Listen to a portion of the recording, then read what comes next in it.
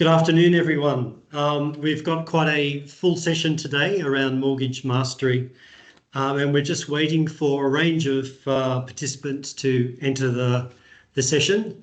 But for those of you that logged in a little early, thank you very much. And in respect of your time, we'll get underway promptly. So I'll introduce myself in a moment. Just for a housekeeping perspective, there's a Q&A today, so please, if you've got questions, put them through the Q&A tab on the Teams. My colleague Michelle Simbry will be monitoring those, and when we get towards the end of the session, we'll start to look at those questions and answer where we can. The chat box in Teams is not being monitored today, so please don't put anything in the chat.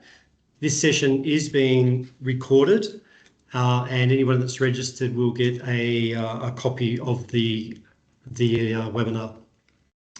So again, welcome to our Mortgage Mastery webinar. This is part of Certe's Insights webinar series. Before we start, as is always the case when it comes to financial services, there's a general advice warning. So this session is general advice only. It is in no way any form of recommendations. We don't know your specific personal situation, and so therefore everything we say today really should be taken as general advice or factual information. And please seek advice if you feel you need to implement any of these strategies or explore them further. There will be a range of QR codes in this session pointing you to resources, and our contact details will be in the slide deck. So for those of you who may not be aware of the name of Certe, who are we? Well, we operate across two key areas, which is corporate benefits and wellbeing and private wealth services. We have around 25 years of industry experience. Some of our clients might have known us previously as Lifestyle Financial Services. We became Certe at the beginning of this year. In terms of who we are today, I'm joined today by Jesse McPherson from Kingsbridge, and I'll just hand you over to Jesse for a bit of a bio on his experience and expertise. Thanks, Brent, and thanks everyone for attending. There's people still swinging through, so that's fantastic. Yeah, I probably sold myself a little bit young there at 25 years in banking. So for my sins, I've had about over 30 years in banking finance, and most recently running our mortgage broking business, Kingsbridge Private, over the last 6 years. So pretty much I would say I've seen it all, and we just love helping clients navigate some of the more tricky parts of the mortgage industry, which obviously we're going to cover a few of those off today. Thanks, Jesse. Yeah, you're gamey than me. I wasn't prepared to put numbers into my bio. Yeah, well, I just went for many years. Yeah, so again, my name is Brent Hopping. I'm a senior advisor at Certe, and I've worked across boutique companies such as Certe, but a couple of the big banks for my sins, and the industry fund sector. So my experience is largely around superannuation and financial planning. So with that, let's kick off what we're covering today. So we'll be talking about interest rates. Everybody wants to know about interest rates all the time, and there's been some good news recently, and we'll talk about that. We'll talk also, or Jesse will talk if I'm talking too much. Jesse, please stop me. Sure. But I'm shopping around for competitive rates, structuring of mortgages, offsets, redraws, etc. Variable and fixed interest, pros and cons, and some first home buyer support. So in the promotion for this event, it was covering off those three areas. Are you looking to be a first homeowner? Are you already in the market? Or are you thinking about in some way supporting the next generation around housing? So we feel that these key areas will cover all of those. Again, any questions you've got, Michelle will be monitoring that, put them in the Q&A. We're just going to start with a poll. I'd be keen to know, in the poll, which best describes your primary reason for attending this session today? We'd like to get a sense of how the audience is split between those three groups: first homeowners, currently in the market, or looking to assist their children. So I'll get Laurie to run that poll.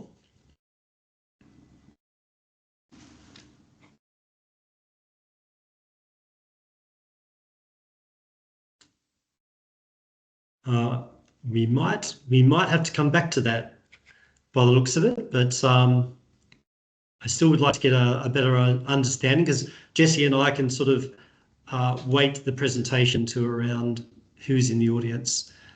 It's running there now, Brent. Oh, I'm sorry, I can't see it, but I'm the presenter. Obviously, I can't see it. Laurie, I'll just wait for you to share those results when they come through. Yeah. So, Jessie, I'll hand over to you here around Sure. interest rates. Yep, as Brent mentioned, we did have some good news. And finally, we've had a couple of good pieces of news after sitting out for quite some time.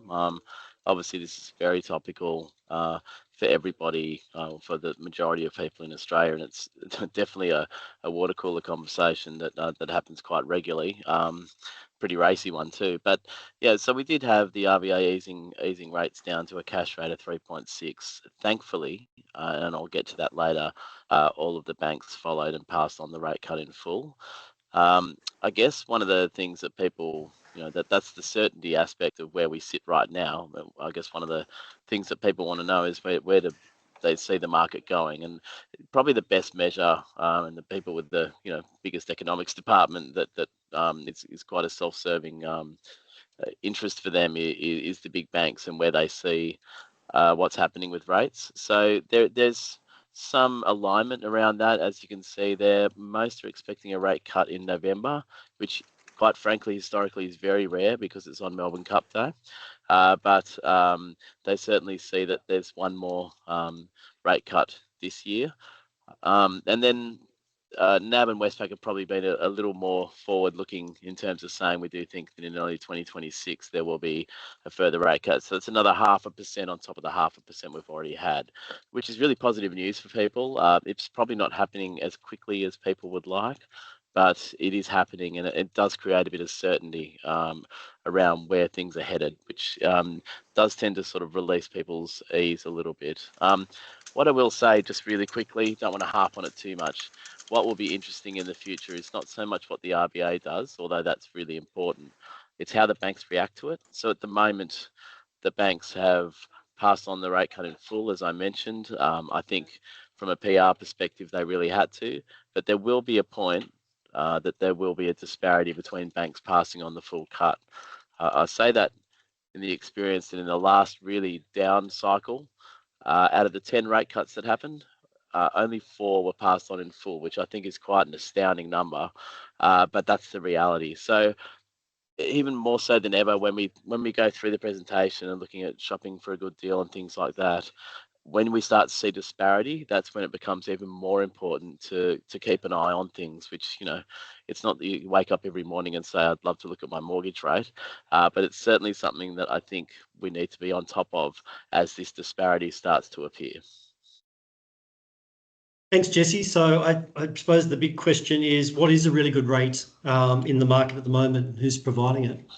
I'm still trying to get my head around that as rates fall, but probably after, a lot of the rate cuts, as we know, the banks hold on to for a little while. So most of the rate cuts are occurring next week in terms of the banks passing that RBA decision on.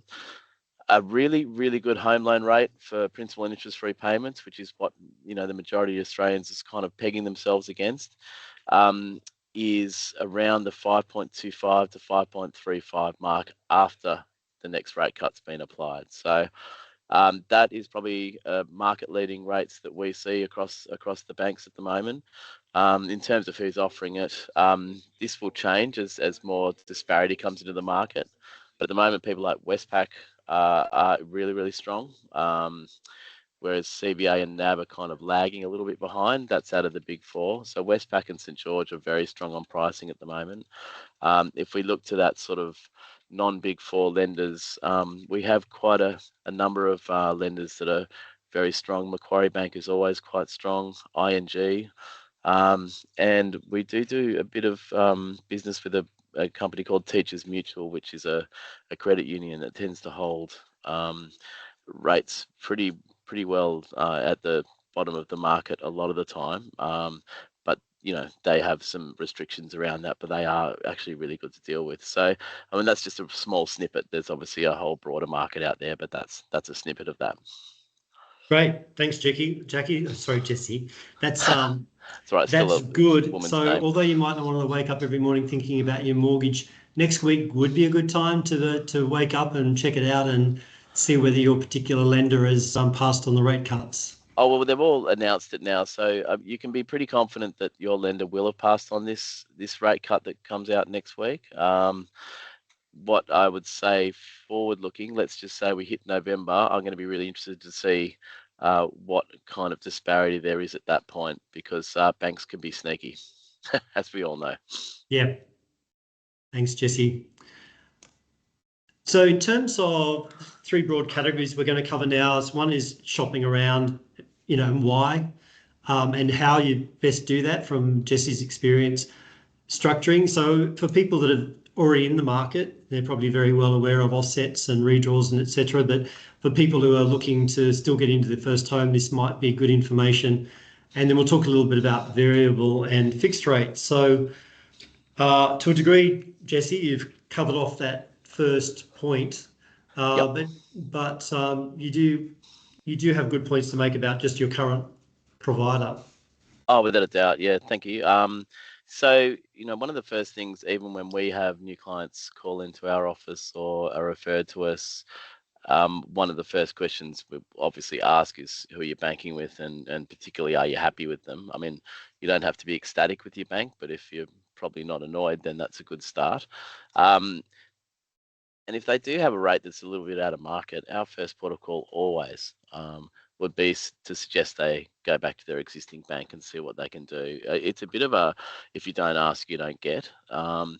And it doesn't necessarily, some people might be a little uncomfortable at having that conversation, but it's a conversation that banks are having every day of the week, because if you do leave it, the banks will take advantage of it. I think we've, seen the comments in the papers and the media, like there's such things as a loyalty tax, and it's a real thing. It really is. It's sometimes you get quite astounded at how much the bank is benefiting from, I guess, people's apathy, which is fine. We've got our own everyday lives. Like I said, we don't wake up in the morning wondering what our mortgage rate is all the time. So a lot of time we might do an overlay around the market and say, okay, well, there's you're out of market by a certain degree. Let's go to your bank and see what can be done. Either for our existing clients, we do that periodically anyway. For new clients, we might suggest that they do that, because what a great result if you can sort of not change your financial life and just actually have a better rate outcome with one phone call. I'm not going to say that works 100% of the time. And if it did, we might not have a business. But, in that sense, I guess it's looking at that next step. Okay, well, where are we at? What's the bank prepared to go to? Where's the market at? Is there a compelling reason to maybe do something about this?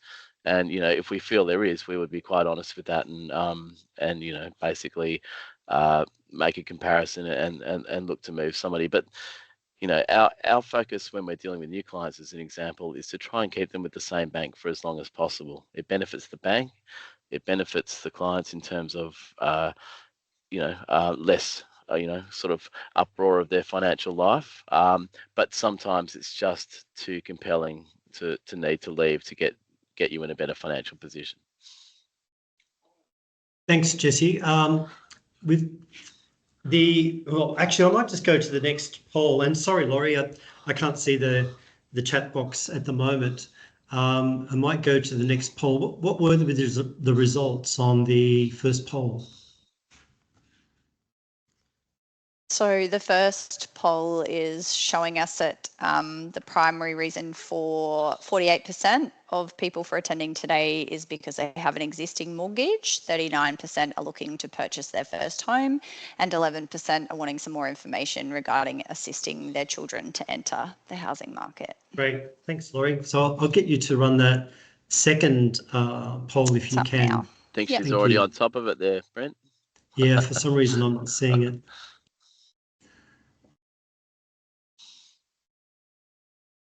While that's running, we'll just get on, and Laurie, let me know when that's through, but talk about structuring offsets and redraws. So, Jesse, how much is this standard procedure for a client for you to set them up with offsets and redraws? It's generally standard, but again, it really depends on a person's certain situations. So I wouldn't say it's a hard and fast rule for someone to have an offset account. I'll give you the example. If someone's kind of, well, not really taking it to the edge, but if they're borrowing a fair amount that they're still comfortable with the cash flow aspect of, but they're not going to have a huge amount of money left over every month, and it would be remiss of us to offer a loan with an offset account that's probably not going to be of much benefit to them if it's going to cost them more in the long run. We can always change down the track, but for someone that's probably not going to have a huge amount of money sitting in there, unless the rate is or the costs and the rate are comparable, then it might be better for those clients to actually stay with what's called, sort of a basic loan product, if you like, that might get them a better price outcome. It doesn't mean you can't switch later, but if it's not going to give you any benefit, then it doesn't seem like a lot of sense to have. I mean, most clients that we have do want an offset account, and there are benefits that we'll go through in some of the examples later on. So I would suggest out of the people we deal with, there's probably 70 to 80% of people that do have offset accounts, but we want to make sure that it's economically viable for them to have that. If it doesn't make sense, don't put a bell and whistle on you're not going to use. Redraw is a bit Sorry, of a Jesse, and what I should have started with for those sort of 48% who are looking to get into the market is just a basic explanation of an offset. Sure. So we'll have some examples later, but essentially I'll probably use some round numbers here just because it's easier. So please don't take this as any of my cash balance. But if let's just say you have a loan of $500,000, from day one, and from day one you thankfully have a balance of say $100,000 in your offset account, then the effect of that is instead of getting the bank charging you interest on the full $500,000, you'll actually get charged on the difference between the two, so on $400,000. So whilst that $100,000 is still yours to use, it actually has great benefits in saving interest costs over time. And we'll see a really, I guess we'll come live in an example to show you what kind of impact that can have if you just did nothing else differently, but had that money sitting there, what kind of impact it can have. We're using, I think, a lower example in our examples, but it will show you the benefit there in terms of what interest costs you can save and what time you save on your mortgage just by simply having money sitting in the offset account. And redraws. Redraws are,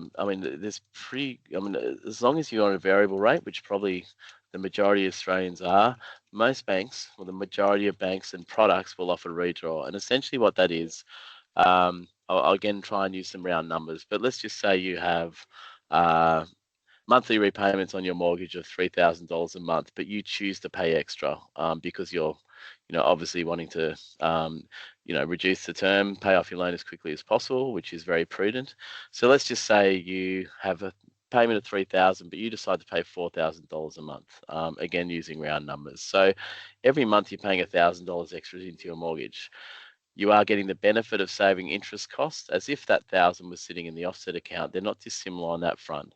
But what you do see is your loan balance is actually reducing a lot faster. And some people really like seeing that, seeing, obviously their loan go down as quickly as possible. What most banks do, if you have redraw available, which again, most products would, is that $1,000 a month you're paying extra, still remains available for you to use if you choose to use it. So your available balance is going up $1,000 a month in that scenario. So it's good for seeing your loan balance reduce, but still being able to get it back without having to go back to the bank and ask for more money. So after a year, let's say you have $12,000, you blow a hot water tank or something like that, and you need some quick money, and you just don't have the cash sitting there. You get the benefit of using what you've paid extra to get back from the bank without any great fanfare or applications. Thanks, Jesse. And this is a really interesting point from a financial planner's perspective, because one of the foundations of any good financial planning is to have at least an emergency fund that, 6 weeks, 3 months, 6 months, Yep. the more the merrier. Have an emergency account that would cover, 3 to 6 months worth of expenses. And the beautiful thing about that modern mortgage structure is that you can have that sitting against your mortgage, not being charged interest, and still have it available for your emergency account. Now, Yep. I've had people say to me, wouldn't it be better to have that money in another account earning interest? And look, it may be the case, but the thing is, if you can go out and find an account that's going to pay you an interest rate that is equivalent to your mortgage rate, maybe, but then of course you would be paying tax on that interest. So you've got to get a return on that investment that's mortgage rate plus your tax, and also risk-free. So it's a phenomenal place to put your money whether you've got significant debt. Not necessarily the case for everybody, but certainly a phenomenal. And what people don't see, obviously, is the money they save unless they do the math pretty regularly. Yep. So variable and fixed, again, people with a mortgage or they've already paid it off might be quite familiar with this, but again, for those people in the audience, just a quick overview explanation of variable and fixed rates and pros and cons. Yep, sure. So like I mentioned before, the majority of Australians have always preferred variable rates. Reason being is they're easy, quite easy to understand, and people actually also don't really like locking in on the potential that rates go down. They kind of feel like they're missing out on something, and looking in the rearview mirror, which I'll speak to later.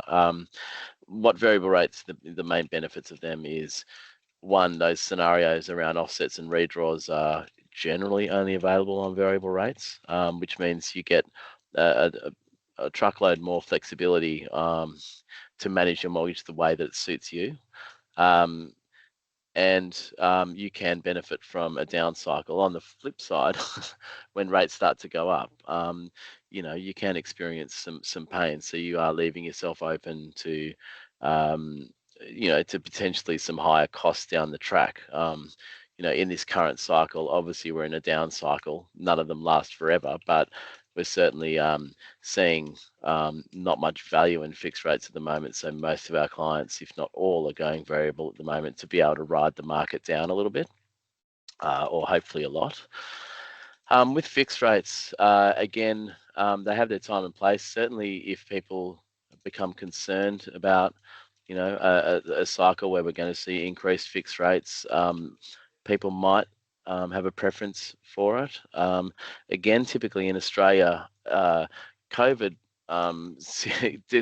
situation aside, where we saw, fixed rates under 2%, which were pretty much a no-brainer for anybody that had a mortgage.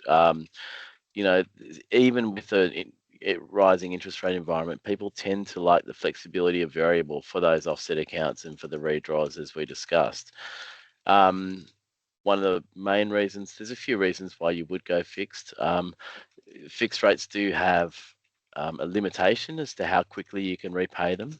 So in that sense, people don't love it because you are sort of locked in, and if you want to get ahead on your mortgage, fixed rate, it doesn't generally allow you to pay much extra than what the prescribed payment is.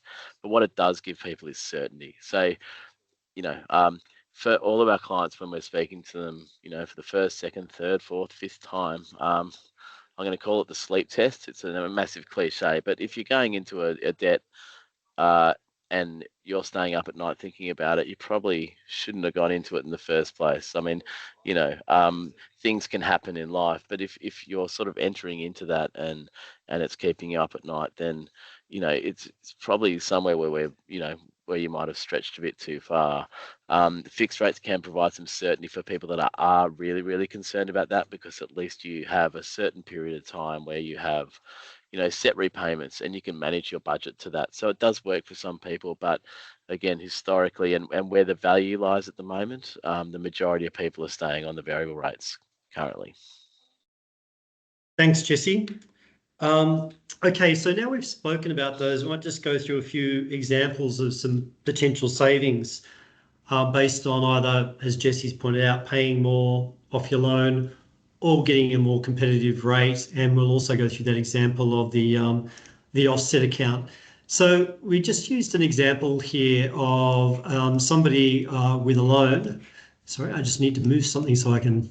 Somebody with a loan of $750,000. Now, this interest rate of 5.93 is what Money Smart suggested is the average interest rate, and I'm sure that they'll probably revise that down, but this is just for example purposes. So the repayments on that loan were 4,400 odd for a term of 30 years.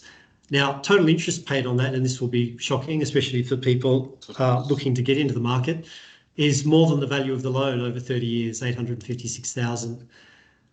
So what we want to illustrate here is, what if you paid an extra $50 per month, which is not a lot of money. The interest rate's the same. Basically, though, the repayments come down slightly and the term that it takes to pay it down comes down slightly. But where the big difference is between the interest you would have paid, which in this instance, on this example, is about $30,000 over the length of the loan. So Jesse mentioned maybe $1,000 extra a month. You can imagine what that would do to your reduction in interest payments to the bank over time.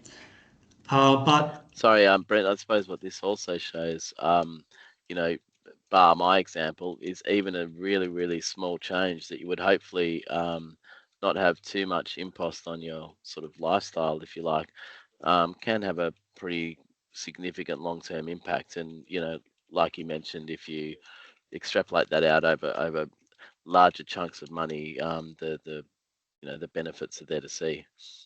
Yeah, and in this example, they are pretty clear. But again, I'd say people like to see investment returns. It's harder to see savings in this instance unless you're doing your numbers pretty regularly. But again, I'll give you a link to the Money Smart site where you can actually see the potential savings in a mortgage comparison tool. So what if we get both a 0.5% reduction in interest and we're still continuing to pay $50 per month? So in this instance, the interest originally 856 is now down to 745,000. So that's 111,000, over $111,000 in savings in interest over that time frame. So there's a lot of money to remain in your pocket from just making sure that you regularly go to your current provider, and if they're not coming to the party, shopping around for other possibilities. And Jesse, just for context around that, it's not uncommon at all for someone to, who's kind of just been doing their own thing and just paying their mortgage and not really checking up on it, to be at least 0.5% out of what maybe they could achieve. I'm not saying that's everybody, but I'm just saying it's not uncommon. Thanks, Jesse. There's a question I was going to ask. What sort of reductions do people often see? Bet you to it. Look, it's everyone has a different view around this. I would say anything below 0.2% discount, might not as be compelling to move as some people might think. But there's certainly ability between that sort of 0.2% and 0.7%. That's probably a sweet spot where a lot of clients sit, where we can get some real benefits for them. And like I said, it's far from uncommon around that. Thanks, Jesse. I might get you to talk to the offset account example. Yep, sure. I'll just do all the animation on this, but again, we're staying with that theme of 750,000, 5.5% over 30 years, and there's an offset of $50,000. Yeah. So on that example, this is assuming a static amount. So, it might not sort of mirror reality, but it's just the easiest way to, I guess, reflect the kind of savings you can achieve. So, if you did nothing else, and this is assuming you pay just the minimum balance, so no extra repayments, but have 50,000 sitting in your offset account during the life of the loan. So, the interest saved there is pretty compelling for that kind of a balance over the life of the loan. Again, if you did nothing differently, I think there might be one more item there, Brent. If there isn't, my apologies. There we go. And again, by doing nothing differently but having that money sitting in the offset account, your 30-year loan goes down to 26 and a half. So it's just I wouldn't call it little. $50,000 isn't a small amount of money for a lot of people, but just one little change to the financial situation, you can see the overall impact it has on your long-term finances, which is quite significant. So again, there's tools on our website as well to play around with those kind of things, and certainly under the Money Smart one that Brent will give you the link to, it will incorporate some of these kind of scenarios, so you can play around with it. But it is quite significant for something that might seem not massive. And again, $50,000, especially in this current environment, is a lot of money. But if you, again, go back to that sort of financial planning foundational principle of having your emergency account, offset, redraw, it's the same result. If you've got that liquidity sitting in against your mortgage and reducing your interest, that's a significant benefit over the long term. Again, you're never going to see a statement saying, well, I haven't seen a bank statement that does this, Jesse, correct me if I'm wrong. I've never seen a bank statement that says, by having $50,000 against your offset, you saved X amount of dollars. They don't tell you what the saving is. No, they don't. There are a couple of banks of note that do, if you look hard enough. Right. Westpac being one of them, Macquarie being another. But yeah, most of them don't really sort of give you a great read on that, for obvious reasons. Thanks, Jesse. So we're going to talk about first homeowners assistance. This is sort of going to be a bit high level for a couple of reasons. One is some of the assistance programs just have not really caught or kept pace with the cost of housing, and so they could have limited appeal. And it's a question I wanted to ask Jesse and ask him to expand on also is, we are in a housing crisis in Australia, but I speak to a lot of people who come from different parts of the world, and there's not many Western developed countries where there isn't a housing crisis on. And so I think these measures to a degree are not taking a approach to solve the core issue. But I just thought, Jesse, what's your take on why the cost of housing has consistently gone up for 3 or 4 or more decades in Australia? Yeah, I think one of the main reasons, if you compare us to Europe, not so much America, but let's not go down that rabbit hole. But if you compare us to Europe, Australia has historically had, let's face it, an obsession with owning property. That might not be replicated in some other countries. So, we've got a couple of things. The white picket fence dream is a real thing in Australia, and that's cool. That's been one of the things that has been, I guess, one of those rites of passage, or feels like for a lot of people, that you got to own your own home. You got to own your own home. Couple that with our very generous negative gearing, policy and tax policy that's been in place, and I would call fairly well embedded. It'd be a brave government to unwind it now, and anyone that's stuck their head out to say they're looking at it has been shot down fairly well in flames. So it's an interesting kind of space, but all of those things tend to fuel the sustained house growth or price growth that we see right now. In the current environment, it's been a little counterintuitive because you've had, rates at, sort of not historic highs, but in recent times, historic highs coming off a very low base. And you would have expected to see some more hurt in the property market.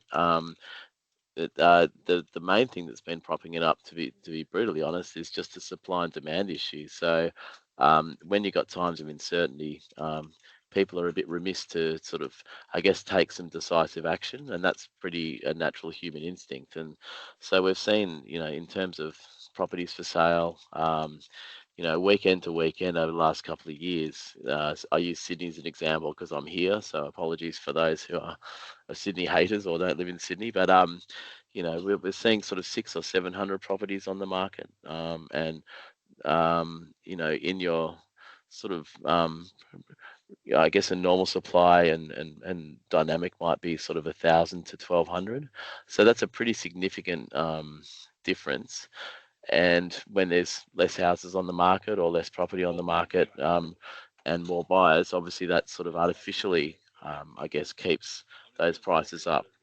Now we're moving into the situation where, we're coming into spring, which is, the halcyon days for those wonderful real estate agents we have around Australia.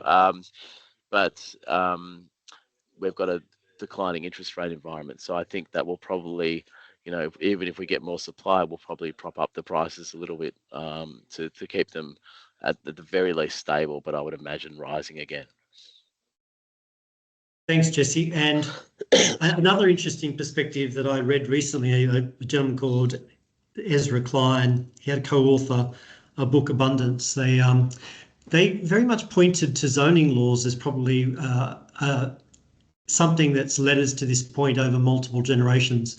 There was no zoning in 1900, and this was written about America, so I'm assuming we would have followed suit to a degree. And when there was, initially it was only industrial versus residential, but certainly zoning restrictions that would change the fabric of a neighbourhood is severely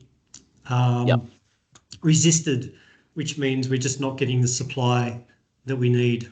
Correct. And even, we won't harp on it too long, but even if we look at the situation where the governments are trying to make some significant improvements in zoning, and they certainly are trying to make planning improvements to make things more things complying developments and more, to fuel supply, the cost of actually building some of these things have become astronomical. So then the economics don't work. So even if the zoning works in our favour, the economics are quite unviable for a lot of developers that we rely on to provide more supply. So maybe some of the government actions are going into the wrong area, but that probably wouldn't be the first time.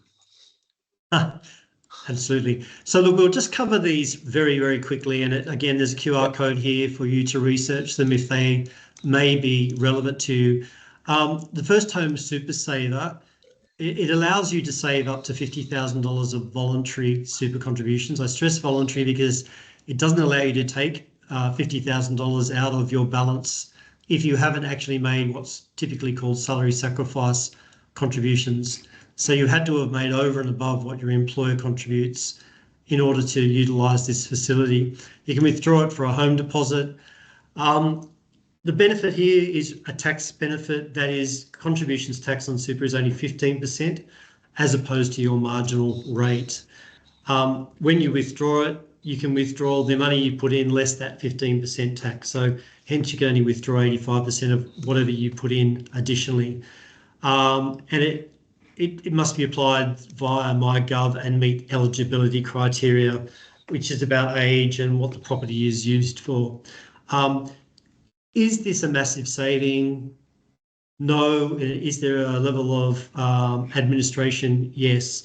But from the numbers I did on a very average scenario, it would just mean you kept $5,000 or $6,000 in your pocket as opposed to going to the tax man. Personally, I would do a bit of work for $5,000 or $6,000. Again, does it apply to you? Check out this barcode, this QR code, sorry, if you'd like it. As I said before, we'll be making the slide deck, a copy of the slide deck available so you can get to that if you didn't manage that now. The first home buyers assistance scheme. Again, some of the restrictions here are it's for homes up to 800,000 with some concessions. They fade out up to $1 million. And in a lot of Australian cities, that's at the lower end of what you can buy, but it's still available. It does have some options for vacant land, and there are obviously considerations for being eligible for that again. Yep. Oops, sorry, there's the QR code. And again, that's one of the conditions. Yeah, that last point, it probably is relevant to most of the schemes the government comes up with, and I guess what they're trying to fuel is, not allowing people to keep going and buying investment properties and getting some government benefits that would be sort of they're getting other tax benefits around that. But what I will say, without being too scaremongery, is that's something that's being reasonably well audited these days for obvious reasons that people have been, I guess, a little loose on that last point around living in the property, but just stating their intentions. So yeah, we just need to be pretty crystal clear on those things when we're looking at those, that it will be placed, and so we need to have a good understanding that that's actually going to occur. Thanks, Jesse. I think I've gone backwards here. Yes, I did somehow. So the first home guarantee, this is really interesting because effectively the government understands that for first homeowners, getting a deposit while the housing market continues to move away from you is very difficult. So Jesse, I might pass this one over to you because There's also just an explanation of lender's mortgage insurance. Sure. So, I mean, I guess that if I could pick the biggest take up that we've had in terms of government assistance that I think's been really useful, it's probably that first one, and that's called the scheme name changes about every 2 months, but essentially, again, this is all aimed at first home buyers and people that are going to be residing in the properties. So please just think that just flows through for all of those ones. In a normal course of events, if you have a 5% deposit for a property, the bank could consider lending you 95%. There are still a couple that do that. But what they do is they will charge you a fee called lender's mortgage insurance, which is essentially protecting the bank in the case of you defaulting and the bank having to sell up on you. And it's really bridging the gap between their sort of benchmark level of you borrowing 80% of a property value. The insurer covers for them for that 15%. The beauty of that is that you get to pay for the bank's benefit. So in certain circumstances, it still gets people into a property earlier than what they might have otherwise. So at times it can be a necessary evil as a cost and get you where you need to go. But if you are eligible for the scheme, and there are some limitations to that you'll see around sort of income and also property values, which there'll be more information by going through that QR code as well. You negate the need for that cost. The government essentially guarantees instead of, they step in as the insurer, if you like. I suppose that's the easiest way to put it, which means you don't have to pay, what could be a $10,000 or $20,000 one-off fee that benefits the bank, not you. It's a really good scheme. It does have its limitations, and I think some of it, the values that they assign are probably not caught up to reality, particularly in the Sydney market, I guess. That it does tend to still remain out of reach for the people that want to sort of, buy their first house, as an example. So it's very geared towards the unit market, particularly in Sydney, because that's probably with the price caps that's evident, that's pretty much what most people can afford. But it has been a really big take up. They release about 30 to 40,000 spots a year, and those spots are being taken every year. So out of all government initiatives, astounding, sort of probably the best one that I've seen. And that's an interesting point, Jesse. There are a limited number of these available. Yes. I mean, it's not like they get released in July. It's not like they're gone by August or September. It's certainly, the amount that so far, the amount that's been released has sustained us throughout the year. That there's it's rarely been a spot that's not available. And it's through participating banks. But as an example, 3 of the big 4 are on there. For whatever reason, I think it's ANZ is not. And a lot of those sort of credit unions and other banks that you might or might not recognise are participants in that scheme. Great, thanks, Jesse. So look, we'll get on to parental assistance, and we've just got a couple of minutes. Yeah, I think we've actually just had a question about that. Can we get some clarity? So good timing. Yep. So look, moving on to this, and I have to say this is not an area of expertise for Jesse or I. Where I do have expertise is I have children. I'm thinking how does this work and what are the options? So what we thought we'd do today is just walk through some of the options that are available and some, as you'll see from the format of the next slide, what's the complexity of that particular arrangement, tax implication, who has control of the asset, benefits and risks. So of the options available, I'll just roll through them. And Jesse, please chime in, although we're running out of time, so we'd like to wrap this up in the next few minutes. But gift as of cash, clearly this is simple, no tax implications. Whoever the money is being given to has control, and obviously the benefits of simplicity. The risks are if the money is lent to a child who's in a relationship and there's relationship breakdown.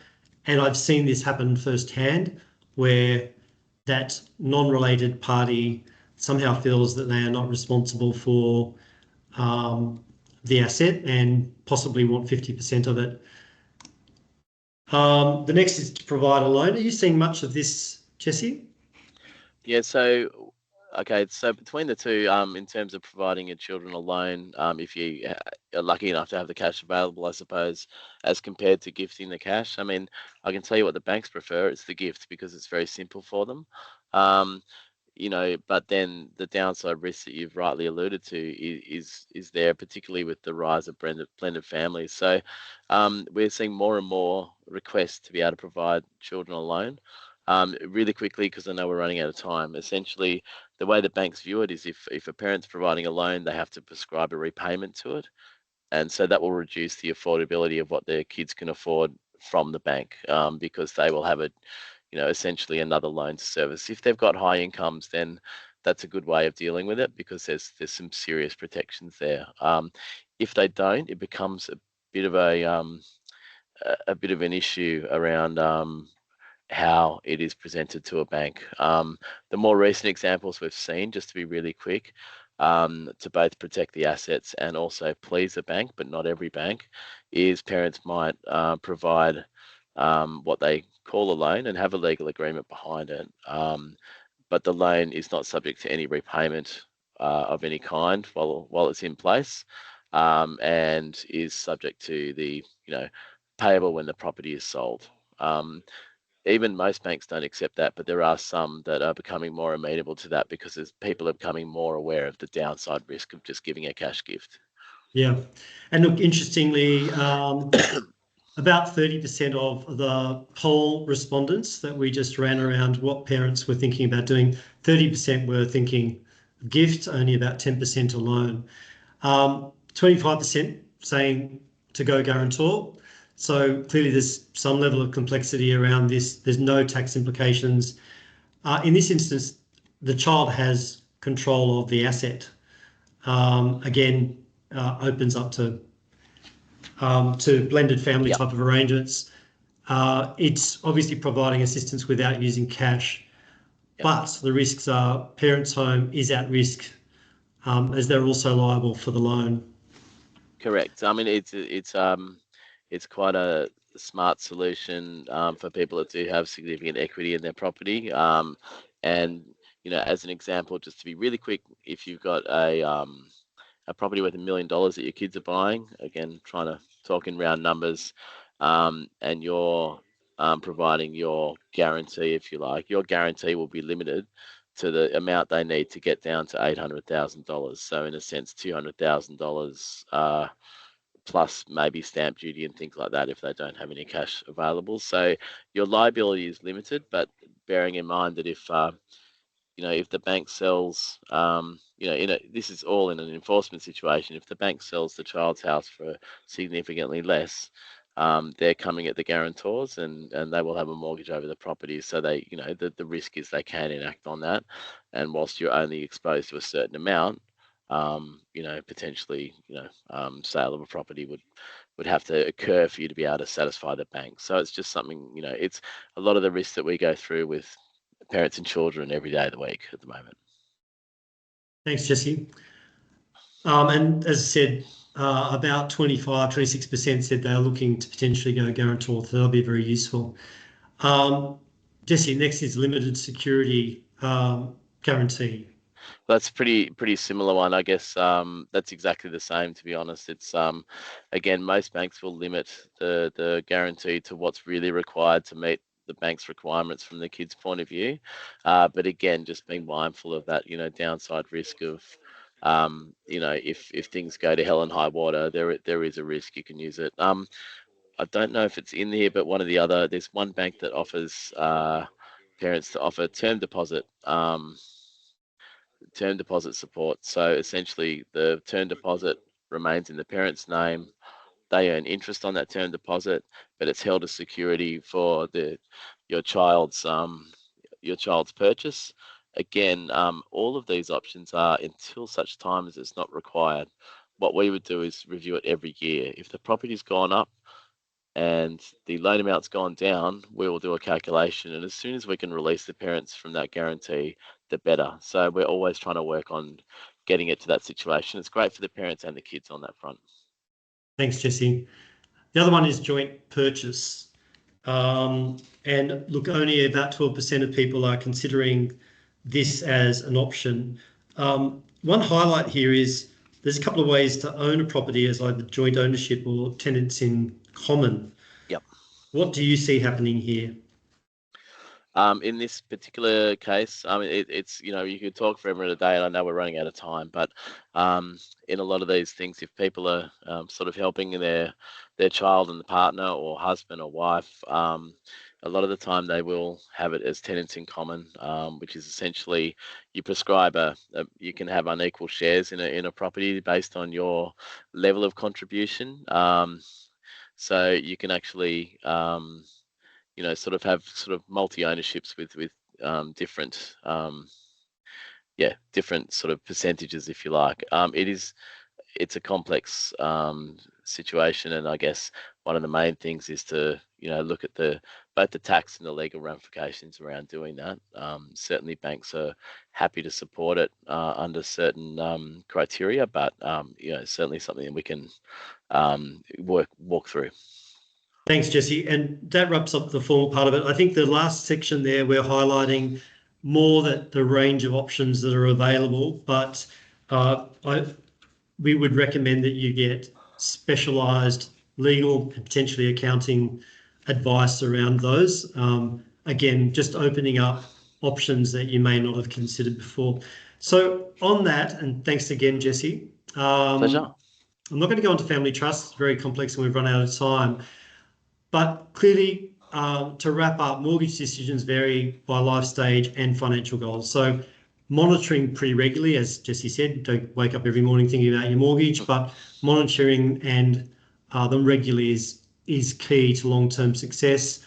Professional advice and planning can assist, and as Jesse's service has highlighted, in some circumstances, it's a fairly regular review. And seek legal advice when considering utilising parent assistance. I'm pretty sure many of us would have seen many instances where best intentions, but it didn't work out.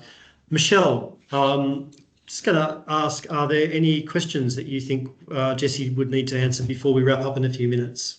Yes, there's actually quite a few. Yeah, saw a few flying through, which thank you, everyone. That's great. And they're starting to come through a little bit quicker now, so we'll see how many we get through. Okay, but cool. Thanks so much to Brent and Jesse for your insightful and engaging session. We really appreciate the time that you share with us today. So we are going to open the floor to some questions, and we do have quite a few. We're going to start with one. We received a number of questions about this, so we'll start with this. Jesse, just with regards to if somebody has a basic loan that has a redraw facility attached to it, would there be any is there an advantage to just staying with the basic loan, potentially getting a lower interest rate rather than moving to, say, a package loan where you're going to pay on average about $300 to $400 as a package fee per year?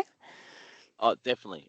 So like I said, it's not a one size fits all. And yeah, there are, I mean, we provide comparisons all the time around what that looks like. And if the rate is the same and you're, paying either zero fees or $8 a month fee as compared to, a classic package fee, which, those who are used to borrowing are used to, it's probably about $395 a year because all banks copy each other. Then over 30 years, as an example, the lower cost option will always win out from a cost point of view. Again, it's a case of what kind of structure suits you best, but yes, absolutely. Thank you, Jesse. We do acknowledge that we have reached time for today's webinar. So for anyone that is happy to stay on, please stay on. Please continue to send through your questions and we'll get those answered for you. For those of you that do need to leave us, please be aware that we will be circulating the recording, which will also contain the Q&A for today. And thank you for your attendance.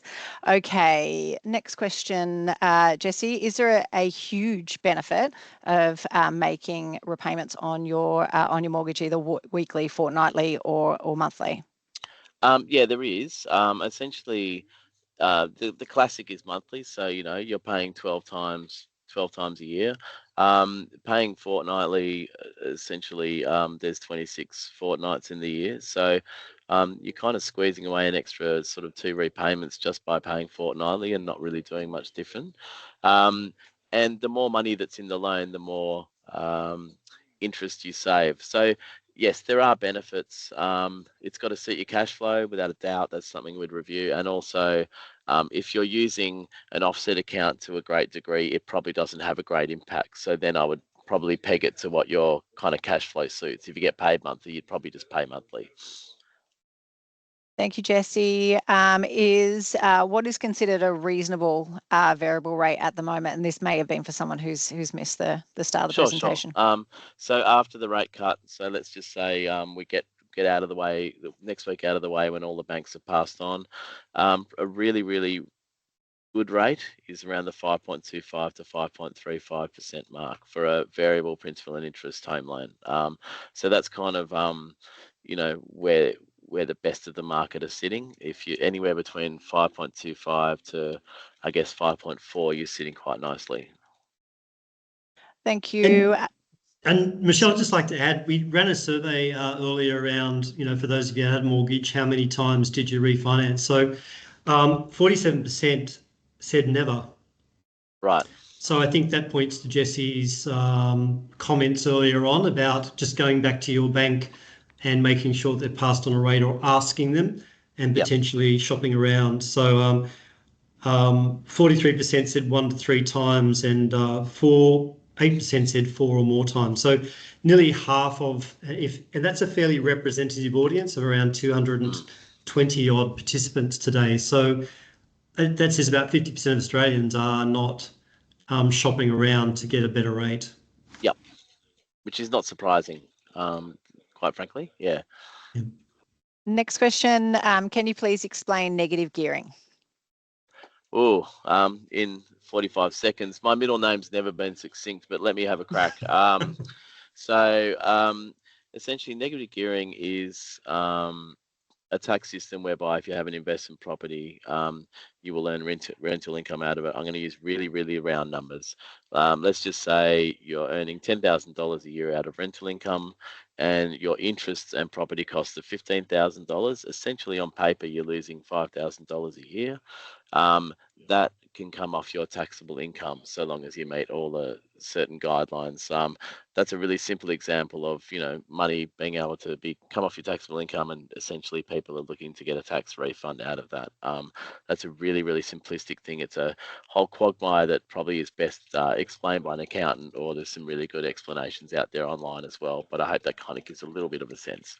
That was a sensational and Yeah, very he did great. succinct. Oh, thank you. That was on the fly, I can tell you. Anyway, yes, thank you. Well done. Next question regarding property prices. You mentioned supply and demand is pushing prices up. Is there a policy stopping foreign investment, or is that not a thing? There has been some policies stopping foreign investment in Australia, and a lot of those are pegged at both in luxury property charging extra stamp duty, and also for non-residents, they actually do have to pay additional stamp duty at the moment, and have had to for some time. I don't know if the policies are going to stretch any further than that, quite frankly, and maybe that hasn't hurt foreign investment as much as what they might have suspected, but I don't know politically if they're going to go any further. Thank you, Jesse. And I think in the interest of time, I'll ask the last question now. What we'll do is anyone else that has asked a question and we haven't got around to you today, apologies for that, but we will take your questions offline and send you a response via email.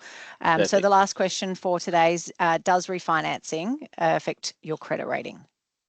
Yeah, I saw that question pop up. It's an interesting one. So in this current regime of credit reporting, which is a lot more comprehensive than it used to be, they do score you based on certain criteria, and one of those is how many, I guess, loan inquiries or inquiries you've made in a short period of time. Refinancing, periodically, and when I say periodically, every 1 year or 2 years, doesn't negatively impact your credit rating as much as missing repayments, missing credit card repayments, and things like that. So refinancing doesn't have, let's just say you're refinancing once every 3 years, would have zero impact on your credit rating. It's, you'd have to have a lot of inquiries out there with different banks for it to have a significant impact. And it's fair to say, Jesse, that the market really over the last couple of decades has been deregulated to make sure Australians have the facility to do that. Yes. So there was, in 15 years ago, if you had multiple inquiries on certain with certain banks, there'd be questions asked, and I think that heat's gone out of that. Quite frankly, it would be if you've scattergun to 5 different car finance and 5 different credit card companies, that possibly that might have an impact. Okay, so thank you, Michelle, for reading out the questions and getting Jesse to answer them.